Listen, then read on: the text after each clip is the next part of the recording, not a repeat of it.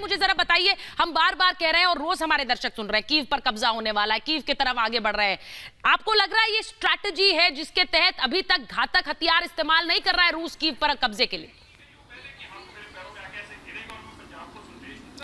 देखिए, जैसा कि आप एक्सप्लेन कर रही थी, बिल्कुल मैं ये कहना चाहूँगा कि अभी तक पुतिन ने बिल्कुल रेस्ट्रेंट रखा है, क्योंकि देखिए कीव के साथ में रूस का भी एक इमोशनल अटैचमेंट है। पहले जब रशिया शुरू हुआ तो यहीं से शुरू हुआ था और कीव रशिया के नाम से रशिया को बोला जाता था। ये नहीं चाहते थे कि यहाँ की कोई भी बिल्डिंग्स जो धरोहर है उसे तबाह किया जाए। लेकिन जिस प्रकार से इतने दिनों से ये पूरे नॉर्थ एक्सिस के ऊपर, चाहे वो आपका बूचा का शहर, बूचा का इलाका हो, इरपिन का इलाका हो, हॉस्टमेल का इलाका हो, इसके ऊपर जो चुपचाप इन्होंने अपने आप को ठहराव करके रखा था, ये देख रहे थे कि आगे स्ट्रेटेजी क्या होनी चाहिए। और धीरे धीरे से अब ये आगे बढ़ रहे हैं चारों तरफ से, जैसे आपने बोला, इन्होंने घेर लिया है और पिन पॉइंटेड टारगेट शहर के अंदर सिर्फ ये फायर कर रहे हैं। आज ड्रोन का भी इस्तेमाल हुआ बैंक की बिल्डिंग के ऊपर, जहां पे लोग मिसाइल्स लेकर के और इनके टैंकों को या इनके इंसान सैनिकों को निशाना बना सकते हैं, उनको डिस्ट्रॉय किया गया।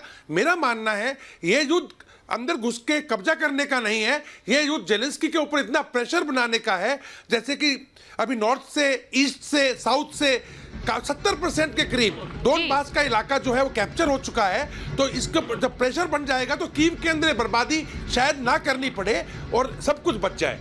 ये जो आप बात बता रहे हैं कि कीव में बमबारी ना करनी पड़े, सब कुछ बच जाए, कीव में घातक हथियारों का इस्तेमाल नहीं कर रहे हैं, मैं अपने दर्शकों को भी यही बता रही हूं और इसलिए बता रही हूं क्योंकि मुझे पता है वो रोज सुन रहे हैं कि कीव पर सेनाएं आगे बढ़ रही हैं। मैं एक बार एक बड़ी खबर और बता देती हूं, क्योंकि ये सिर्फ रूसी सैनिक नहीं है जो आगे बढ़ रहे हैं। कैसे दुनिया भर के लड़ाके, दूसरे देशों के लड़ाके इस जंग में अब शामिल हो रहे हैं।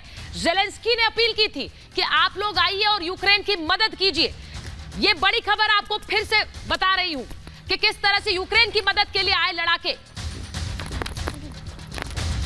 दूसरे देशों के लड़ाके किस तरह से शामिल हो रहे हैं, ये आपको बता रही हूं, क्योंकि जेलेंस्की ने खुद अपील की थी।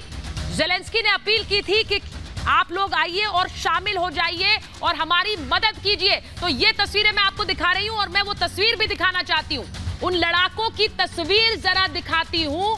क्यों मैं कह रही हूं कि दुनिया भर के जो बड़े लड़ाके हैं वो अब इस जंग में शामिल हो रहे हैं, क्योंकि रूसी सेना नहीं और कैसे जो सैनिक हैं वो सीरिया से नहीं आ रहे हैं, बल्कि मैं आपको दिखाती हूं कि कैसे इस लड़ाई में दुनिया का सबसे बड़ा लड़ाका शामिल हो गया है। जी हां, दुनिया का सबसे खतरनाक स्नाइपर इसमें शामिल हो गया है। और स्नाइपर यानी कि कैसे अचूक निशानेबाज है, उसके बारे में मैं आपको बता रही हूं। सबसे खतरनाक स्नाइपर वली की इस युद्ध में एंट्री हो गई है।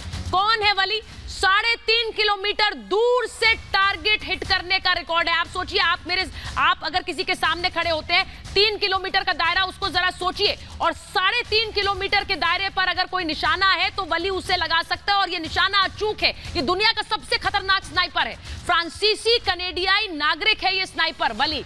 और जब अफगानिस्तान में युद्ध हुआ था वहां पर भी इस स्नाइपर ने, इस लड़ाके ने तबाही मचाई थी, कोहराम मचाया था, और कैसे युद्ध क्षेत्र में उतरकर एक से बढ़कर एक आतंकियों को भी ढेर किया था। इराक और सीरिया में भी इस स्नाइपर ने, इस लड़ाके ने, इस निशानेबाज ने कहर बरपाया है। उसी की बात आज आपको बता रही हूं।